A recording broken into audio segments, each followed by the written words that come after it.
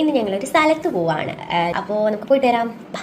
അങ്ങനെ ഞങ്ങൾ അവിടെ എത്തിയ ഉടനെ തന്നെ ഫ്രണ്ട് തന്നെ പപ്പു ഉണ്ടായിരുന്നു. പോയിട്ട് വരാവേ.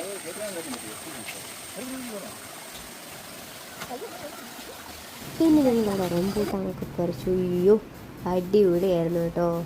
അത് കഴിഞ്ഞിട്ട് ഞങ്ങൾ നേരെ ലഞ്ച് കഴിക്കാൻ പോയി.